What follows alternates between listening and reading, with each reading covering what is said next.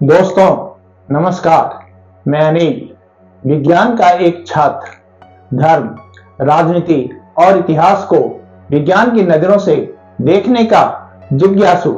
स्वागत है आपका धराई संवाद पर।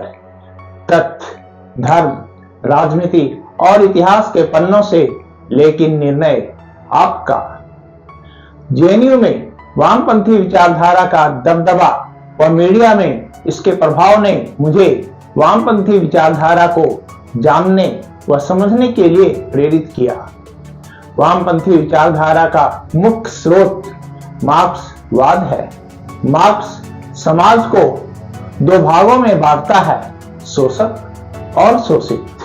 मार्क्स के अनुसार शोषक वर्ग ने उत्पादन के संसाधनों को अपने अधीन रखा है और शोषित वर्ग को इससे वंचित करता है। शोषित वर्ग इसके खिलाफ संघर्ष करता है और वह विजयी होता है और एक वर्गहीन समाज की स्थापना होती है।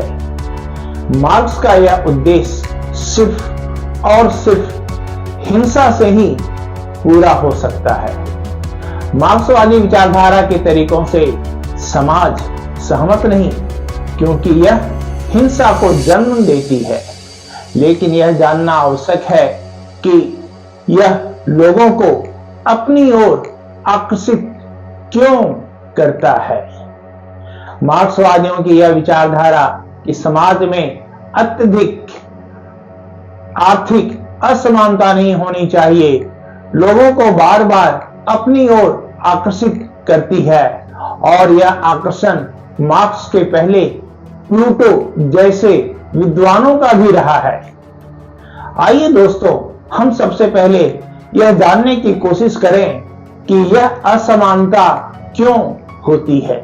मार्क्स के अनुसार आर्थिक असमानता का मुख्य कारण है श्रम का शोषण।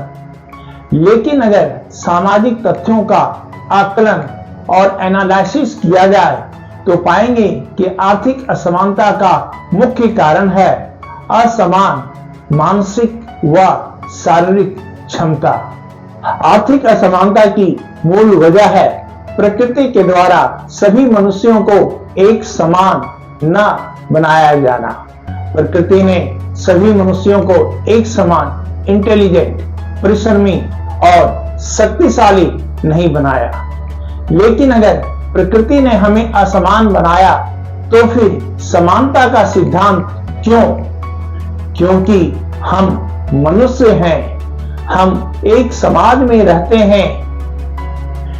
मानवीय संवेदना के कारण समाज के विभिन्न घटकों की उपेक्षा नहीं की जा सकती, उन्हें नकारा नहीं जा सकता।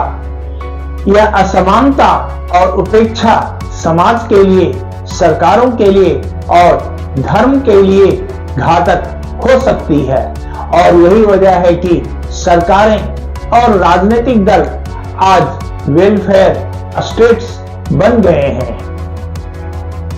ऐसा नहीं कि मानवीय संवेदना का यह स्वर समाज में पहली बार उभरा। इसी मानवीय संवेदना के आधार पर ईसाई धर्म का प्रचार हुआ। बाइबल के अनुसार एक ऊंट के लिए आसान है सुई की आंख से निकल जाना, लेकिन एक धनी के लिए ईश्वर के राज्य में प्रवेश कर पाना मुश्किल है।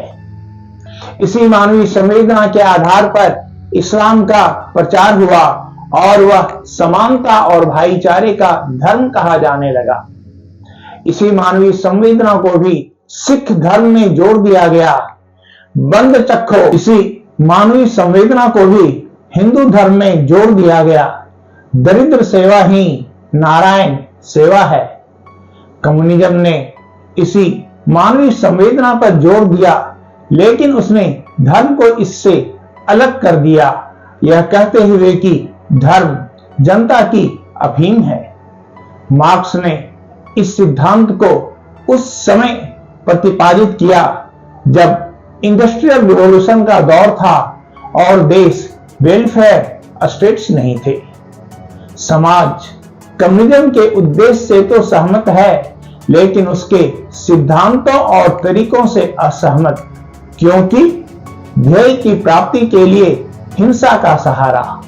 यह हिंसा गृह युद्ध को जन्म देती है और एक निरंतर हिंसा का दौर चलता रहता है। समाज में असमानता के कारणों का आंशिक आकलन, और जब आकलन ही गलत है तो सफलता कैसे मिल सकती है। मार्क्स के अनुसार श्रम शोषण और पूंजी ही असमानता का कारण है, जो कि आंशिक सत्य है।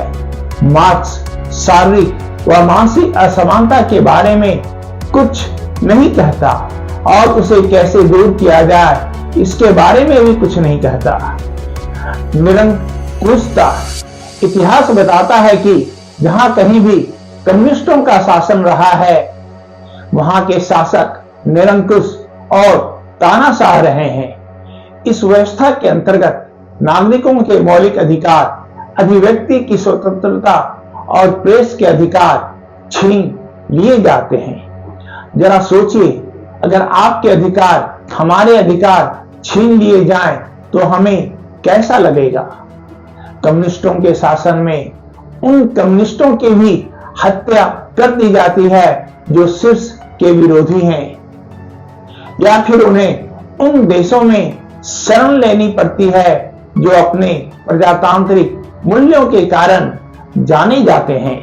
जरा सोचिए, अगर प्रजातंत्र में भी ऐसी ही निरंकुशता होती और अभिव्यक्ति के अधिकार छीन लिए जाते तो क्या कम्युनिज्म के सिद्धांत पनप पाते।